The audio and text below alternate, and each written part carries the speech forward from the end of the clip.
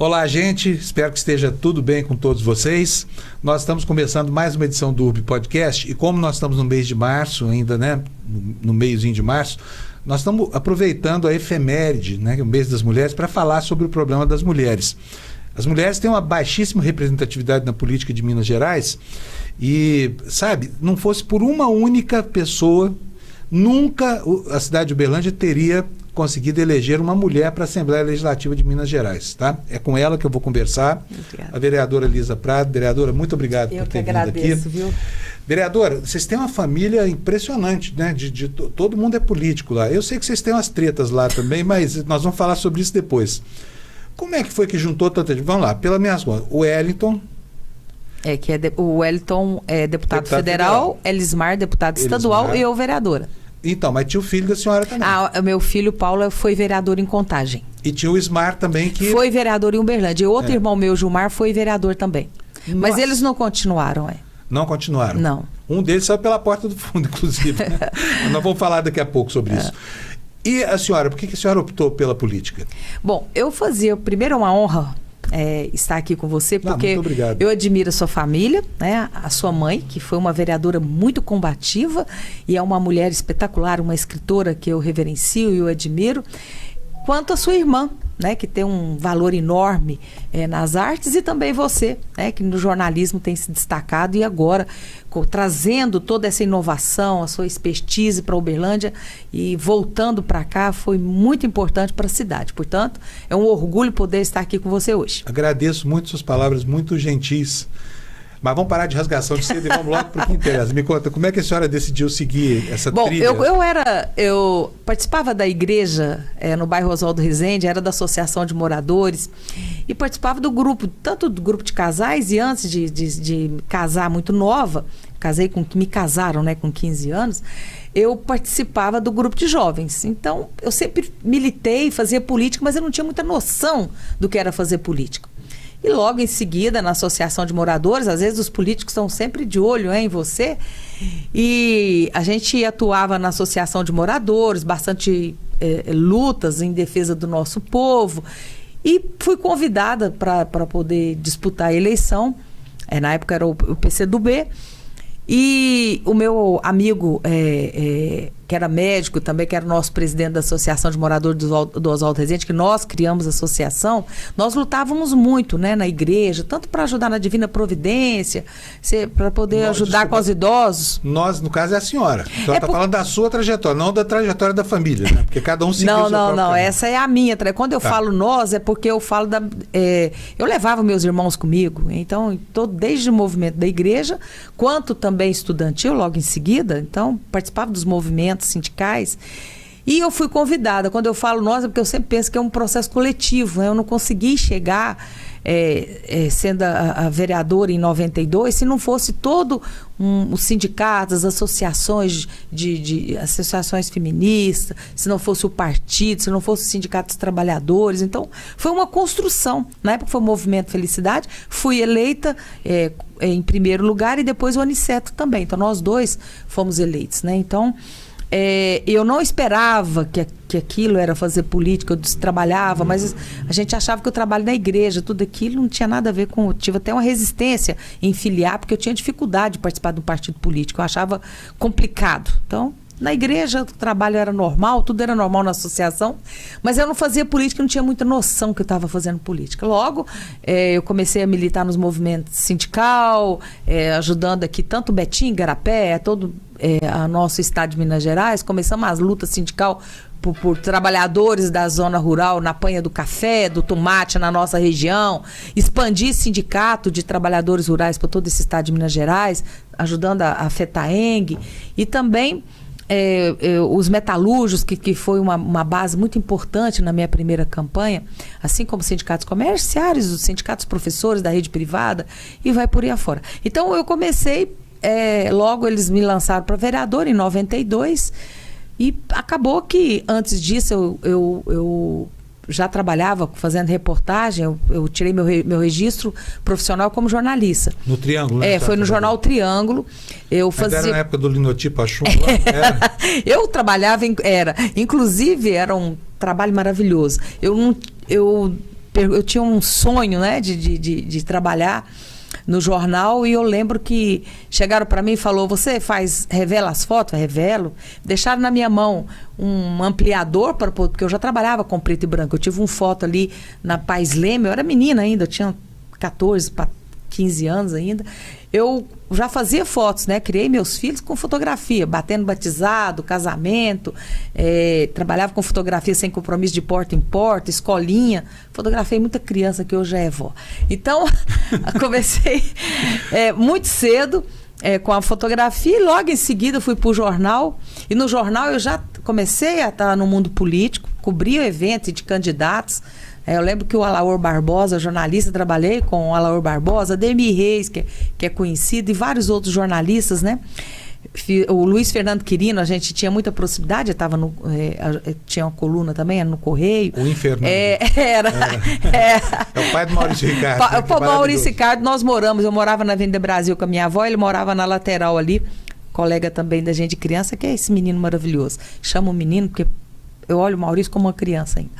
Então, eu acabei que no jornal já tinha uma participação política com outros, frequentava a Câmara Municipal, eu também fotografava, era desde coluna social, né, a policial, mas fazia política também. Depois, com certo tempo, eu também tinha uma participação com Maria Antonieta, né, o pessoal precisava de alguém para fazer algumas matérias, né? Então acabava que a gente fazia no laboratório, e era um negócio de doido. Eu era da época que deixavam comigo: olha, você saía para fazer uma foto, a primeira tá aberta, você tinha que correr, e uma coisa louca que eu não sei como que eu fazia aquilo. Revelava o filme, fazia a foto com o filme molhado, porque não dava tempo de esperar o filme secar. Porque tinha que fazer o clichê depois. E depois, para poder ir para lá para rodar, era uma loucura. Eu saía para sair, fazia isso. Então, explica pro pessoal o que é clichê, porque muita gente acha que clichê é comportamento padrão. Na verdade, era uma dificuldade danada, porque eu ficava na fotografia. Quem fazia o clichê já tinha outra pessoa que fazia. Aquela máquina enorme, que você tinha que preparar, recortava. Era uma burocracia. Você deixava ali o espaço para fotografia, e no laboratório você fazia com o filme molhado, que você tinha que secar. Tinha até máquina para secar, mas nunca me dava um tempo. Fazia a foto correndo, aí você fazia o clichê, vai lá fazer, separava a maquininha, produzia na mesa, depois ia para a máquina, passava. Era uma loucura o processo, né? Linotipo. Linotipo, Linotipo. A chumbo, Era chumbo quente. Então, era. Aí tinha as placas, tudo. Então, assim... Todo mundo morria de câncer, porque ficava respirando aquele vapor de chumbo. Que horror, né? Era terrível. E eu no laboratório, com os produtos químicos também, fazia as fotos, mas eu adorava, porque eu já trabalhava no outro foto fazendo isso, né? Então, acabou que da fotografia eu estava no mundo político, e o Alaor Barbosa dizia: ô lambi-lambi, ô lambi-lambi, vai lá. Quando me lançaram, eu tinha que sair correndo, fazia as fotos e cobria todos os eventos. Você fala: ô lambi-lambi, você vai fotografar quem vai ganhar a eleição, que você não vai ganhar, não. Mas ganhamos, né? A primeira, e aí fiquei. Foi a eleição de 92, que você não foi colega da minha mãe na Câmara, porque minha mãe perdeu a eleição de 93. Foi quando eu entrei. Exatamente. Entrou como sucessora dela lá. Mas eu acompanhei a sua mãe, eu admirava, não só ela, quanto a Nilza, né? Eu tinha uma admiração pelas mulheres. E sempre foi uma bancada de mulheres muito combativas. A Marta, a Olga, eu acompanhava fotografando elas constantemente, né? A Marta, a Olga, a Nilza, quem é a outra, hein? Não eram muitas, não, acho que era só isso. Tinha mais gente? Não me lembro se tinha mais, mas era bem pouca gente, né? Agora, deixa eu perguntar uma coisa. A senhora foi a única mulher eleita por Uberlândia para a Assembleia Legislativa de Minas Gerais. Está lá com informação curricular, e realmente é muito meritório que a senhora tenha conseguido. Mas eu pergunto, por que só a senhora conseguiu isso até hoje e ninguém mais? Por que Uberlândia não elege mulheres? Olha, Uberlândia nunca teve uma presidenta na Câmara Municipal. Hoje, nenhuma prefeita? Nenhuma prefeita. Eu acho que é um pouco dessa estrutura patriarcal que nós vivemos. Na política, a participação política, e aqui na nossa região, é bem mais complicado. É muito difícil para a mulher se deslocar para fazer política. Se já é difícil ela trabalhar no município, que tem, às vezes, alguém que tem um suporte da família, do amigo, você imagina fazer política no estado todo. É muito complicado. A mulher tem que se deslocar. Sem falar que os partidos políticos, que são dirigidos, na sua maioria, pelos homens, é quem controla os fundos partidários. A mulher sem recurso é muito difícil. Eu só ganhei porque eu tive apoio nessa época dos meus irmãos, que colaboraram muito, tanto o Hélio quanto o Elismar. Na época, nós 3 fomos eleitos, né? E tinha um vereador aqui. Então, nós estávamos em todas as 3 instâncias e eles me ajudaram bastante. E foi uma forma que eles arrumaram um pouco de apoio na região, porque é complicado isso. Você ter esse apoio não é fácil, você não tem a tradição na família. Nós não temos família tradicional de políticos, que você fala. Não tinha, a senhora quer dizer, né? Porque agora já tem. Bom, eu não sei se eu não considero, porque a gente não tinha, né? Antes que eu pudesse entrar na política, não tinha. A senhora vai completar 31 anos de mandato agora? Não, eu fiquei 12 anos fora, né? Ficou fora. E virou deputada também? Depois de deputada, eu fui presidente da Fundação de Educação para o Trabalho, que adorei trabalhar lá, foi um trabalho magnífico, né, que foi feito. Mas aí ter que receber salário parcelado em 3 vezes, tive que voltar, né? Agora, a senhora puxou a fila da família, foi a primeira a se eleger? Sim, sim. Depois vieram os irmãos? Depois, em 2000, eu sou a vereadora mais votada da história de Uberlândia, né? E o Wellington, na época, quando ele lançou a primeira vez, ele foi o terceiro. Ele ganhou com 6 mil e pouco, eu com 12.046. E depois o Elismar, foi o terceiro a entrar na política. Aí depois, bem depois. Tá, mas agora, naquele tempo vocês se davam bem? Era um puxando a mão. Não, mas a gente se dá bem. Mas sem conversar, né? Porque faz muito tempo que vocês não se falam, né? Na verdade, não é fácil, eu não gosto muito de falar isso, porque eu sofro muito. Eu sou a mais velha, né? Mais velha dos 7 irmãos, eu me considero um pouco, depois que a mamãe morreu, um pouco a mãe de todo mundo. Então eu torço para que fique bem. E aí, com alguns problemas que a gente teve na época com o Ismar, então a gente acabou rompendo, porque eu acho que irmão é irmão, família é família. A senhora rompeu com o Ismar também? Não. Claro que não. O Ismar é um irmão que a gente constantemente está junto, almoça aos domingos.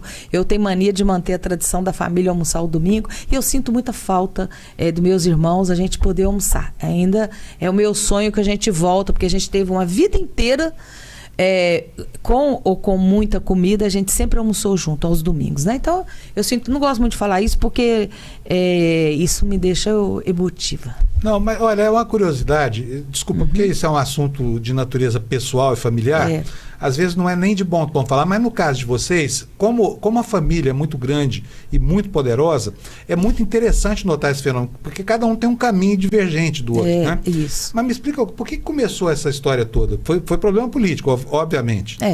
Que afastou vocês? Sim, foi. Qual foi o problema? Nós tivemos... Foi Bolsonaro, por acaso? Não, muito pelo contrário. Não? A gente sempre é muito alinhada. A nossa posição sempre foi uma posição em defesa do povo, né? Sempre foi uma posição progressista, e é a marca de todos os meus irmãos, né? Então, foi natural isso. Vocês vieram da esquerda, todos, né? Todos nós, Então, todos nós. Então, é uma luta. Apesar que eu não dou muita sorte com o partido, ainda bem que o povo vota pela pessoa, né? Que não deveria, mas graças a Deus é assim, senão eu não estava até hoje. Porque eu não consegui manter essa coerência, essa linha. Tem uma participação progressista, uma participação efetiva em defesa da população, em defesa dos servidores, das minorias, lutando para que a gente possa ter uma cidade para todas as pessoas. Eu e todos os meus irmãos, nós seguimos a mesma trilha, de defender o que é correto, o que é justo. Agora, os meninos na defesa do câncer, sempre aquelas causas coletivas que são importantes para a população. E ninguém vota contra servidor, ninguém nunca votou contra trabalhador. Então, nossa posição é uma posição definida de classe. Nós sabemos qual que é a nossa origem. A nossa origem é uma origem muito humilde. A gente morávamos ali na Rondon Pacheco, a Rua Natal, muita pobreza, uma casa que não tinha banheiro, não tinha cama, não tinha sofá, não tinha fogão, na verdade não tinha nada, mas tinha muito amor, né? Então, muita dificuldade. A minha mãe, eu digo que ela foi uma grande guerreira. Sou filha de uma costureira, de um marceneiro, nós todos nascemos aqui, temos uma paixão enorme por essa cidade. Então, nós somos 7 irmãos, né? E, infelizmente, nesse momento, a gente está um pouco espero voltar, mas tudo por questões políticas mesmo. Mas como é que começou? Conta pra mim, que eu queria saber a origem do problema. Porque, sabe, porque na minha família é igualzinho, não muda nada. Tem muita gente que não se fala. Fazer uma festa de Natal, por exemplo, é a coisa mais difícil, né? Nem todos vão, nem todos querem ir. Enfim, mas como é que começou o problema lá de vocês? Como é que foi isso? Na verdade, é muito complicado falar disso, eu não quero, porque o que eu acho mais importante é falar o que nos une. O que nos desagrega, eu não gostaria de falar, porque... Mas muito para falar. Tenho muito para falar. Se você falar do meu trabalho, das coisas que eu tenho feito... Deixa eu só perguntar para a senhora, a polarização da política teve alguma coisa a ver com essa encrenca familiar ou não? Não, de jeito nenhum. Não, até foi porque anterior. Todos nós temos uma posição política progressista em defesa da vida, em defesa da vacina, em defesa da ciência, em defesa, muito pelo contrário de muitos que pregam, nós sempre pregamos que a ciência é importante para o desenvolvimento deste país, valorizar o cientista, nosso povo, então nós nunca tivemos esse problema. E, na verdade, também eu sou muito intensa, né? Talvez, se eu não tivesse essa língua desse tamanho, talvez fosse mais fácil as coisas. Mas eu sou muito sincera. Em política, isso é burrice, né? Em política, a sinceridade extrema, ela chega a causar muitos problemas. Esse é um grande problema que talvez eu poderia ter ido muito mais longe do que eu estou hoje, do que eu já fui. Eu espero que a senhora continue assim, viu? Porque eu acho uma grande virtude. O político mas causa muito problema. Eu sei que causa. Mas o político brasileiro médio é muito dissimulado. O político brasileiro médio é o Michel Temer. É aquela coisa que você nunca sabe em que está pensando, como é que vê o mundo, né? Se está conspirando, se está ao lado. É difícil demais. Muito difícil. É melhor uma relação mais franca e mais beligerante do que uma relação mais suave, mais falsa. Mas ela causa muito problema. O que mais que a senhora teve de problema por causa desse tipo de relação? Todos os dias, né? Porque essa sinceridade, ela causa, talvez, a falta de sororidade que eu encontro hoje na Câmara Municipal. Mulherada não se dá lá, não, é isso? Não adianta falar que dá, que não dá, tá certo? Então, e deveria ser pessoas que têm, a maioria tem uma posição interessante, uma trajetória combativa, então deveria ter, mas eu tenho procurado agora com o Bloco Independente, a gente tem conseguido travar algumas lutas em conjunto, então eu acho fundamental, acho que isso é importante para que a Câmara se fortaleça, seja independente, mas não existe sororidade, só discurso, né? E isso é uma pena. Não sei se eu estou tentando evoluir, mas justamente talvez... Tentando evoluir, bom. Eu tenho tentado evoluir, ter mais paciência, né? Porque falo o que pensa, talvez seja, quem sabe eu consiga evoluir e a gente possa ter aí, numa reeleição, ter uma presidenta mulher, né? Tentando ser mais amena. Ou pelo menos mais mulheres, porque são 8 só, né? Muito pouca gente. Delas, quem é aquela com a qual a senhora se dá melhor? Eu acho que eu me dou com todas. Essa é aquela típica resposta que ele não quer responder. Não, é porque eu acho que eu me dou bem com todas, né? Então eu me divirto, eu me considero muito engraçada. Às vezes eu não consigo deixar uma piada passar, não consigo deixar de manifestar ali a minha posição. E às vezes isso causa alguns traumas, né? Porque nem todo mundo, eu sou uma pessoa muito forte para aguentar crítica. Então só que você tem que estar preparado para fazer essa crítica, do jeito que vai voltar. Com força. E nem todo mundo é assim. Então, as pessoas estão muito sensíveis, né? Eu vejo que nós estamos vivendo um mundo onde as pessoas estão doentes, as pessoas... E isso, eu tenho tentado... Eu não estou falando que eu estou tentando evoluir, estou tentando evitar ser muito sincera. Porque aí dá certo em todo mundo. Eu tenho tentado que aí... Vereadora, me conta aqui uma coisa. 2019 foi um ano ruim para o Ismário, irmão da senhora. Ele saiu de lá, mas ele teve uma atitude positiva. Ele admitiu que tinha cometido erro. Diferente de muita gente que até hoje está aí botando filho na política, essa coisa toda, dizendo que não tinha nada a ver com aquela história toda das notas frias. Então, vai aqui, quer dizer, a conduta do político pego no flagrante, eu acho deplorável. Mas é melhor aquele que admite o erro e depois vai purgar a consequência do erro. E não tem £1, não pegou £1. Então, mas na verdade houve um problema com todos, a maioria dos vereadores, e foi exatamente onde a nossa família acabou.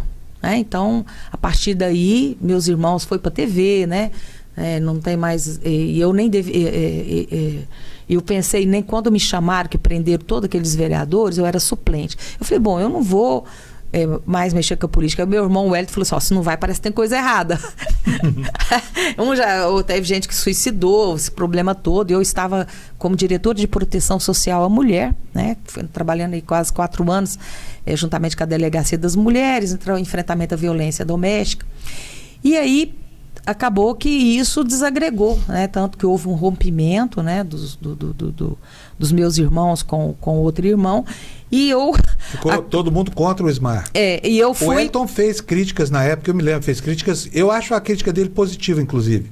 Porque, afinal de contas, estava condenando um comportamento. Agora, não deve ter sido fácil no contexto familiar. Mas, irmão, é isso que não importa, sabe? O que a gente sempre defende que é correto. Eu sinto que não poderia ter desamparado como pessoa, né? Então, em nenhum momento. Então, esse foi o grande problema nosso, que eu não gosto muito de dizer. Então foi por aí que... Não, mas foi isso que... Foi essa defesa que eu fiz do Ismar, né? Que ele não deixa de ser nosso irmão por isso. E certo? depois você deu uma puxada na orelha dele também, né?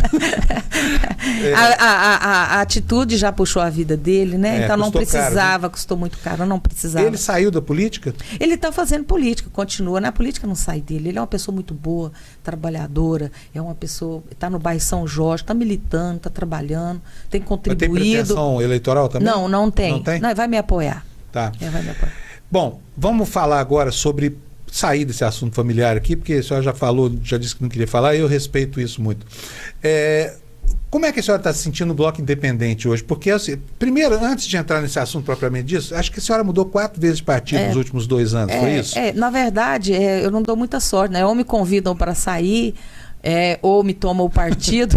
Convidar para sair expulsado.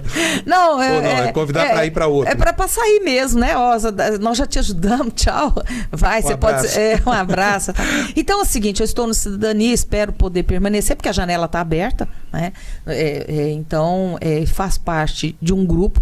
Nós estamos discutindo a cidade. O que eu acho mais importante é manter a coerência na defesa de quem mais precisa. É manter a coerência. Isso eu acho muito importante. De defender uma cidade para que não tenha retrocessos, né? Tanto na democracia, quanto também na necessidade de pensar uma cidade grande, uma cidade que ela é uma cidade bonita, não pode ter pensamento medíocre. Nós não podemos ter um comportamento que só um grupo pode ser beneficiado. Você tem que pensar uma cidade para todas as pessoas, né? Você tem que pensar uma cidade que tanto a região sul quanto a região leste seja atendida, que esteja tudo bonito, que esteja tudo... a cidade que pensa a saúde para todas as pessoas. Então é isso que é o mais importante. Agora, só assim, para situar as pessoas, né? Porque uma boa parcela do Uberlândia, principalmente a parcela mais tradicional da cidade, tem uma visão do Adelmo que eu acho que é uma visão distorcida, porque os viadutos que ele faz não tem faixa de pedestre, não tem ciclofaixa, as avenidas que ele asfalta, todas elas ficam esburacadas, o asfalto é uma casquinha de ovo, enfim, 8 anos sem construir uma creche em Uberlândia, 10 mil crianças nascendo por ano, sem vaga nas escolas, a saúde está destroçada. Agora estão falando que vão liberar 10 mil cirurgias aí, como se isso fosse possível de um dia para o outro. Só para você ter ideia, tinha filhos, tinha 70 mil pessoas no exame. Sabe o que aconteceu esses dias? Uma senhora me procurou, ela precisando de fazer um exame de Doppler, demorou 7 anos para fazer um exame. Quando ela conseguiu fazer o exame, aqui de São Jorge, a moradora de São Jorge, ela faz aula ali no polo esportivo.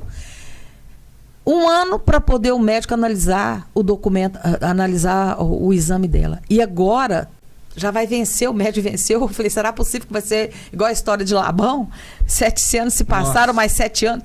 Quer dizer, se você não atua de forma preventiva, você vai lotar as UAIs, vai lotar o hospital. É um caos. Né? Então, eu acho que isso precisa mudar.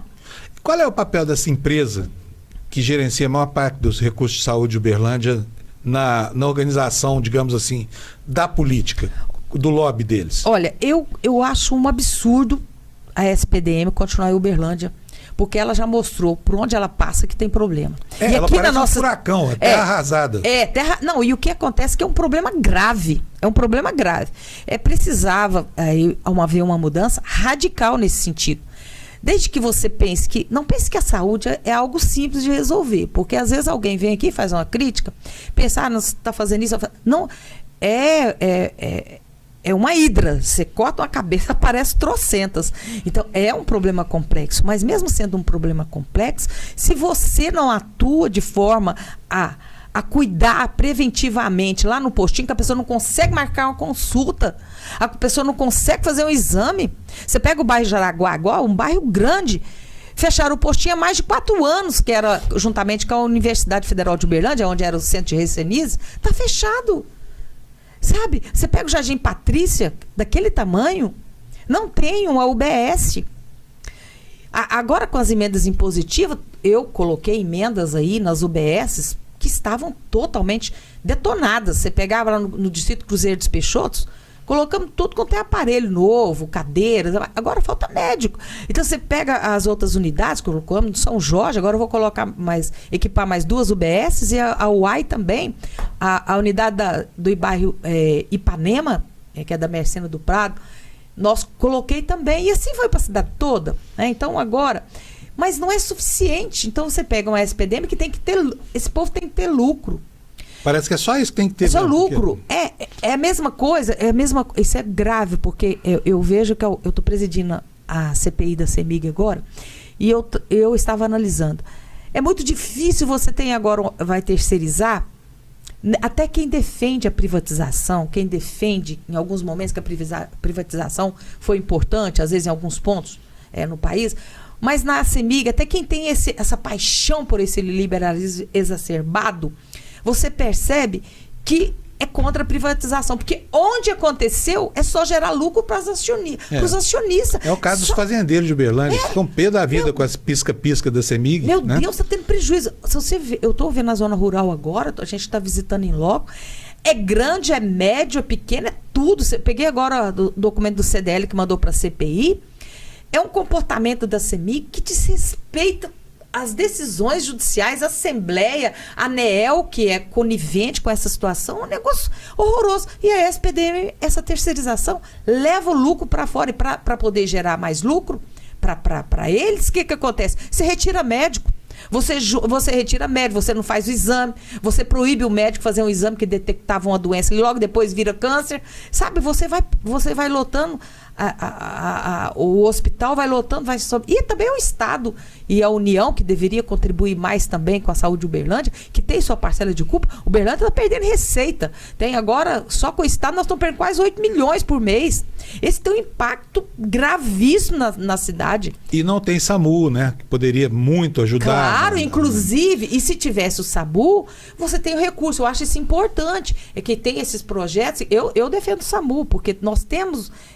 Agora o que acontece? A região acaba que a preocupação era essa. Mas se você fizer, você vai atender toda a região. Poxa, que tem a contrapartida da região, porque nós temos um hospital federal, que não tem como. Você tem um hospital municipal que teve contrapartida do Estado, que está aí para poder manter. Então, se tem contrapartida do Estado, ele não vai ser só municipal. Então, que também os municípios colaboram. O que acontece? Nós temos um problema gravíssimo que precisa mudar. E também tem o problema da moradia, né? Porque a gente vê Glória, a comunidade das Torres, tudo isso surgindo e crescendo a uma velocidade vertiginosa. E agora 1.500 casas agora, primeiro não foi feita nenhuma casa nos últimos anos. Então, não tem programa de habitação popular. Não teve um programa. Há alguns anos atrás teve o Casa Fácil, na época que nós ajudamos, né? Nós construímos, o pessoal pagou rapidinho. Depois teve o Tchau Aluguel, né? Que também construiu algumas casas, seu shopping park, né? E por aqui, né? Aqui. Construiu aqui. Depois a gente veio no Gilmar, que conseguiu lá no Pequis e o Monte Hebron e tal. E você tem anos que não tem. Nós temos mais de 40 mil pessoas. Você sabe como está fazendo agora para a população conseguir agendamento? Agendamento no final do ano, sei lá quanto tempo. Isso para receber, não vamos ter nem 1.500 casas. Não vai atender. Tem que ter um programa municipal. E precisa também, quando você fala em arrecadação que está caindo no município, porque não adianta você só criticar, você tem que fazer proposta para uma cidade. Se você gosta dessa cidade, porque a gente critica, mas vem cá, o fisco está envelhecendo, não tem uma valorização da carreira dos auditores tributários. Nós temos 30 que foram colocados agora, mas o concurso vai vencer. Tem que chamar o restante. Só eles aumentaram que gente que sonega imposto, milhões para a cidade. Então tem que pensar com essa reforma tributária agora, pensar de uma forma em que tem um fisco inteligente, que não tem aquela mão pesada para o Estado para poder tirar dinheiro do seu bolso, mas aqueles que realmente sonegam, que tem a divisa fiscal vai para fora. Tudo isso precisa pensar a cidade de uma forma séria, e pensar naquelas pessoas que mais necessitam. A cidade cresce, mas olha que absurdo. Você vê o censo. A gente vive reclamando, nós temos quase 1 milhão de habitantes. O censo parece que é padrão em nível nacional, que a cidade universitária. As pessoas moram aqui, quase nem vai no final de semana para sua região. Não conta como alguém que está morando, mas ele usa o sistema de saúde. Às vezes a pessoa nem transferiu o título para cá, porque conta também o número de eleitores. As pessoas não têm essa consciência de que é importante você votar na sua cidade. O prazo eleitoral está terminando. Então, é importante o número de habitantes. Você no censo, quase 20 mil pessoas poderiam ter feito contando de acordo com o IBGE, poderia ter respondido, não respondeu. E nós tivemos um prejuízo que você poderia ter representação aumentar. A representação é importante para você aumentar com o maior número de representação, é importante para trazer recursos, é importante você aumentar o eleitorado, é importante porque no cômputo você consegue ter resposta do Estado. Então, o Uberlândia está perdendo muito recurso, inclusive tem algumas ações jurídicas nesse sentido. Mas com o recurso que nós temos, eu creio que poderia essa opção, de ter aí. Eu sou favorável às obras necessárias para o desenvolvimento. Se precisar fazer viadutos, que faça. Se for preciso pegar empréstimo, se for para endividar, para poder você ter justiça social, eu defendo, eu voto favorável. Então, esse é um tipo de que a gente tem que pensar, que o Uberlândia precisa de pensar uma cidade para todas as pessoas. E as pessoas nós temos um povo empobrecido. Nós estamos, eu vou nos bairros em Uberlândia e vejo como que é a situação, que as pessoas estão correndo risco de morrer porque não tem uma energia, porque as pessoas estão... Fazem gato no poste. E, na verdade, você tem o REUB que poderia... A Secretaria de Planejamento, as coisas não estão andando. E também há muitos lugares que estão irregulares, também é uma briga interna de associação, é uma coisa de doido. Parece que é um apagão generalizado de competência nessa gestão. Não sei se o Adelmo está cansado de governar, deve estar, porque 16 anos mandando na cidade. Nós temos agora dia 19, dia 19, às 9 da manhã, nós vamos ouvir os chacreiros. Você tem noção de quantas gente já entrou com o projeto e não consegue ligar sua energia? E, na verdade, são pessoas que compraram a área. Ninguém invadiu, ocupou, nem estou falando desses. Você está falando do problema da CEMIG de novo. Não, da CEMIG de novo. Mas eu estou falando, mas é um problema social. Porque você não consegue você escoar a mercadoria, você não consegue trazer para o produtor, o pequeno produtor da agricultura familiar, os que estão nos assentamentos, não consegue, você não tem dignidade para a pessoa, não consegue um transporte para andar mais rápido, não consegue um atendimento médico. Tem casos em Uberlândia que são terríveis. Então, assim, e parece que as pessoas não enxergam isso. As pessoas parecem que não querem discutir política. Você mesmo falou, a gente estava discutindo antes de começar, você dizia, olha, as pessoas confundem a rede, o Instagram e essas redes é para diversão, não é para informar. Tudo ali é diversão. Isso. É uma diversão, muitas vezes é uma diversão deletéria, que faz mal para a saúde mental e tudo mais. Deixa eu perguntar aqui uma coisa para a senhora. O bloco independente que vocês criaram lá a partir da virada do ano tem sido uma surpresa para mim, porque eu não esperava um movimento tão vigoroso assim, e de fato as coisas estão acontecendo. Vocês estão, quer dizer, com isso, assim, vereadores que nunca tinham espaço ali, Cláudia Guerra, por exemplo, que é amiga minha, que eu converso muito, conseguiram começar a aprovar algumas coisas. Levantar, enfim, a perspectiva de não derrubar veto, de não sei o que mais, tudo isso mudou. Esse movimento constituiu uma bancada que, na verdade, faz oposição ao prefeito, ou ele é um movimento orgânico, vai continuar apoiando o prefeito? Não, você tem grande parte desse grupo que apoia o prefeito, Então, a maioria, diria até a maioria. Então, porque, na verdade... já estava na base de sustentação. Nós já fazíamos parte de um bloco que era um bloco que tinha do PT ao PP. Uhum. É o bloco existente que tinha e que ainda não mudou, né? Nós estamos chamando de bloco independente agora, mas ele de forma legal mesmo, ele não foi ainda consolidado, porque tem que mudar agora as comissões, então não foi feito isso ainda. Por que não foi feito? Está atrasado. Eu sei que tem uma encrenca lá na Câmara Teve que parece que a Procuradoria Jurídica. A Procuradoria Jurídica disse que é preciso você apresentar a ata dessa forma, dos partidos, né? Então, eu creio Ou seja, estão procrastinando, porque pro Adelmo não interessa. Mas se os partidos também apresentar, o parecer não foi contrário. O parecer diz, olha, é apenas pontual. Você poderia ter apresentado a ata da reunião, você poderia ter feito isso, você poderia ter feito aquilo. Então, assim que todo mundo fizer, eu creio que vai fazer. Mas, independente disso, começou a caminhar em conjunto, né, de forma... É lógico que... O bloco, né? O bloco está andando junto, por bloco, incrível que pareça. Está andando, E eu acho interessante, porque isso, se você tem uma argumentação e você consegue demonstrar a importância de determinada matéria, mas a gente está sentindo muita falta de ter matérias nossas, né? Para discutir. Eu tenho projetos belíssimos tramitando. Não, fica parado igual porque poste. A senhora é mulher ou por quê? Qual é o motivo? Ou porque não interessa a bancada governista ou o prefeito? Não, aí já é preciso primeiro a sororidade, começar a mulherada unir, aí depois da mulherada a gente já tem uma disputa no ano eleitoral, que entra aí já a mulherada com os homens também, aí depois, até você chegar, nem tem nada a ver com que isso é uma coisa que poderia ser coisa nossa, interna, mas é muita estrela para pouca constelação. Agora acabou o ano já. Então agora é hora de falar em eleição, né? Agora ainda está longe, é para outubro, mas Uberlândia antecipou muito o processo, isso é ruim para a cidade, né? Então, isso mas a própria criação do grupo independente decorre da situação eleitoral, né? O Leonídio que tá na verdade, as peças do tabuleiro. Na verdade, não é, o deputado não tem tomado essa decisão. Então, acho que houve um descontentamento de atendimento entre parlamentares da base, né? Por que você tem um atendimento privilegiado para esse não? Então, acabou ali, eu não tenho nenhum cargo no governo, né? Então, eu prefiro ser independente mesmo. Não tinha? Ou devolveu? Nem tinha. Não devolvi, nunca tive, né? Não tenho nenhum cargo. Então, a minha posição é muito tranquila. O projeto é favorável ao servidor, tem meu voto. Não é? Não voto. É isso. Sempre tive uma posição independente, né? E não sou coordenada por ninguém, né? E como é que a senhora está vendo o quadro eleitoral que está se formando aqui? Porque parece que está definindo bem definida a disputa mesmo, vai ser uma eleição bastante polarizada, né? Eu acredito que polarizada, como foi a questão nacional, eu creio que não.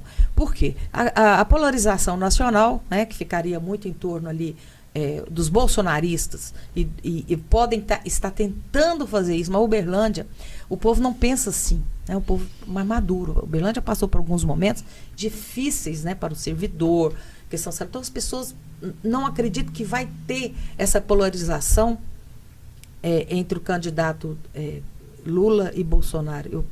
Estão tentando. A senhora não acredita? Não, acredito que não. Acredito que o equilíbrio vai sobreviver, porque o Uberlândia, ele caminha, ele precisa de equilíbrio, precisa pensar a cidade sem extremismo. Né? Sim, então, mas precisa saber o que essa gente está pensando, os políticos de Uberlândia, né, vereadora? Porque, por exemplo, o Caporeso está entrando só porque entrou a Dandara. Ele falou isso. Veio para polarizar mesmo a eleição. Pois é, mas eu acho que não vai polarizar. Eu creio que... Porque vai ser o fim da picada a gente começar a discutir kit gay, sabe? Essas bobagens. Banheiro, aí. Ou senão agora...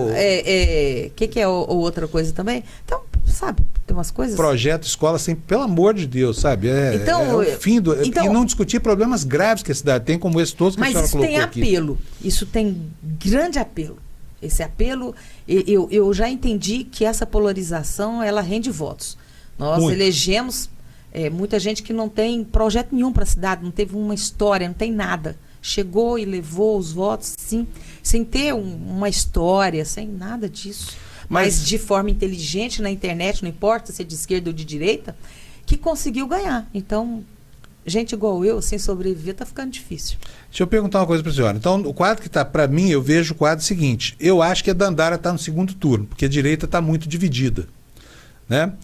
E se a Dandara tiver 30% dos votos, e Uberlândia tem uma cidade que deu 47% de votos para o Lula, quer dizer que é um eleitorado... Vai depender muito do desenvolvimento do Lula até lá. Eu acho que o Lula tem A Dandara, você acha que vai polarizar? Eu creio que não vão conseguir polarizar. Com a Dandara. Tentar com a Dandara. Então, mas provavelmente pode ser que ela vai para o segundo turno, né? Creio que Uberlândia não vota, não creio que ela ganharia, porque eu creio que Uberlândia não votaria no PT. Por causa, inclusive, da memória do governo do Gilmar, né? Que foi uma lástima.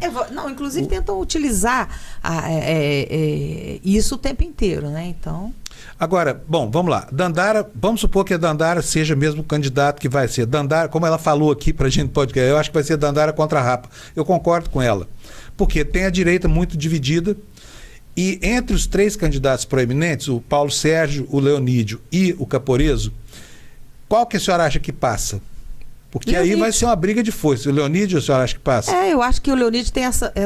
Hoje eu vejo muitas pessoas filiadas ao PT, pessoas do PP e outras lideranças que enxergam nele uma pessoa democrática, flexível, acessível. Ele conversa de fato com todo mundo. Ele conversa com todo mundo, é uma pessoa que respeita a pluralidade. Ele, por exemplo, ele é um médico. Ele sabe como ninguém está vivenciando essa questão da saúde. Ele sabe que tem que ter mudanças, e mudanças profundas. Ele sabe como empresário que é preciso aumentar a arrecadação da nossa cidade. Não pode permitir e vai ter que lutar. Essa votação que nós tivemos do Estado, que prejudica tanto Uberlândia, tem que tomar providência. Mas ele é uma pessoa que tem bom trânsito e que Uberlândia tem muito medo de retroceder, um medo de cair nessa polarização radical. Tem muita gente boa hoje pensando, poxa, a gente quer que a cidade cresça, que não fique na questão medíocre, pequena. E que não fala. Eu acho até que. Desculpa, posso contraditar? Pode, claro. De uma parte? Contraponto? É o seguinte, porque Uberlândia viveu durante a Covid, né, que foi o epicentro desse bolsonarismo desmedido, uma situação horrível que o negacionismo foi muito forte, teve a maçonaria apoiando o negacionismo, teve o empresariado aqui, a própria Unimed ofereceu 130 e tantos mil comprimidos de cloroquina para a prefeitura. E teve a ação do prefeito também, porque aquele abre e fecha, abre e fecha. Você vê que morreu gente mais do que em muitos outros locais, né? Então, agora, por outro lado... 3.587 pessoas até o último dado que eu vi. Isso significa o maior número de mortes por 100 mil em qualquer metrópole brasileira com mais de 500 mil habitantes, que não é a capital. Uberlândia é a pior cidade. Nós estamos agora com a dengue também, né? Nós estamos com um índice agora altíssimo. Alarmante, né? Alarmante. Não só, mas o Covid também. Covid, e eu até solicitei a Secretaria de Saúde que volte a fazer os boletins. Inclusive, eu queria pedir aqui seu apoio, se você for gravar com alguém, faça com alguém da saúde e fala, olha, por que parou de soltar os boletins? A informação é fundamental. A forma como você coloca os dados é fundamental. E agora nós somos a pior cidade do pior estado brasileiro. Então, olha para você ver. Olha que absurdo. Quer dizer, a saúde em Uberlândia, realmente, assim, a prevenção é um desastre. Né? O Fumacê quebrado outro dia por causa de uma pedrada. Pois é. Só tinha um para atender uma cidade desse tamanho. Não, e o que é pior, você vê que o Fumacê, em alguns locais, lá eu estava nas mansões do aeroporto, não passou o Fumacê porque o carro tinha sido quebrado. E lá você tem que passar, você vai sempre passar no período noturno, tem inclusive muitas abelhas, né? Por causa disso, então a polinização prejudica, você tem que passar mais à noite para poder evitar. E as pessoas também, né? Um carro só.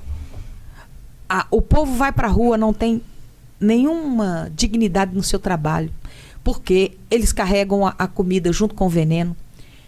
Até a construção civil já avançou. Você vê que eu ajudava nessa zona rural toda para ajudar o pessoal na apanha do café. Até hoje, os trabalhadores rurais agora, eles vão para a roça, mas vão no ônibus, tem um cinto de segurança, tem um local para você sentar, tem uma mesa. Aqui, nós temos os agentes de saúde, de zoonoses, tudo, carregando a bolsa de veneno, sentado no chão, não tem um banheiro químico para a pessoa ir. Sabe, isso é inadmissível. Nossa cidade tem que ser exemplo. Nós não podemos permitir essa precarização. Você entende? Então, é importante a gente discutir com pessoas, igual eu estava te dizendo. Eu acho que o Leonídio, como médico, ele tem percebido isso. Ele hoje teve uma reunião que eu marquei para discutir com os auditores fiscais. O fisco em Uberlândia está envelhecendo. Fizeram um concurso agora com 30, que usando a inteligência na área tributária, eu falei, olha, com a reforma administrativa que teve agora, os municípios têm que tomar várias providências, que a arrecadação, se você não tomar cuidado, nós vamos ter mais problemas ainda. sabe? Então, o que acontece? Eu falei, vamos conversar, porque se nós vamos começar a discutir, que a gente quer discutir o futuro dessa cidade, e aí um futuro próximo, né? Para o futuro, para agora, para o ano que vem, o que você pensa da cidade? Você tem que pensar na arrecadação, você tem que pensar de forma inteligente, você tem que ter um planejamento e alguém que saiba administrar, que tem experiência. Não dá para você colocar a cidade na mão de amador, ou de quem não tem a menor experiência. De quem nem é daqui, né? De quem nem é daqui, não estou falando. Quem é daqui nem conhece. E não conhece os nomes das ruas. Nem conhece, não sabe nem onde. Não sabe onde fica Monte Castelo, não sabe onde é que fica Miraporanga. Sabe? Então é preciso conhecer a cidade, gostar de gente.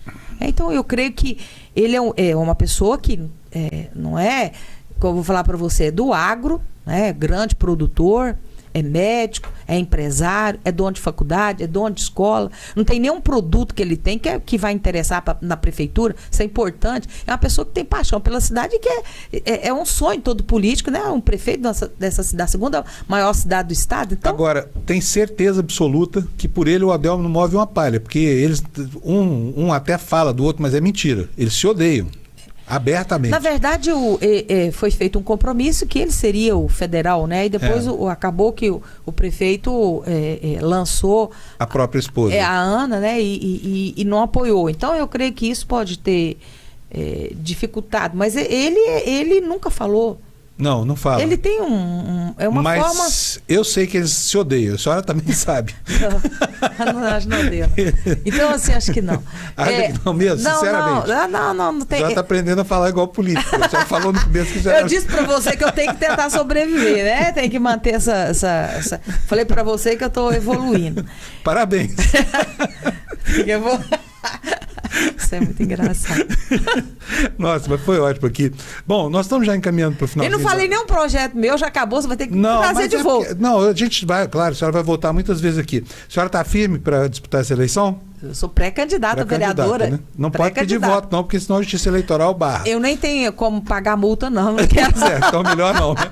Não então, faço isso. A gente vai ter outras oportunidades de conversar sobre os projetos da senhora, essa coisa toda, mas foi uma ótima conversa sobre o quadro político que se formou, sobre a família, sobre a atividade política. Eu quero agradecer muito a sua vinda aqui. A senhora pode se despedir do seu eleitorado aí. Olha, quero agradecer, me colocar à disposição. Se puder, me siga nas minhas redes sociais, lisaprado.oficial, o gabinete 4 da Câmara Municipal, 3239-1213, ou sinal 9992-3801, que eu me coloco à disposição aí para que a gente possa representar bem a cidade, para que a população... Você já me conhece, sabe que meu nome é trabalho, adoro trabalhar, tenho uma paixão, né? Gosto de gente...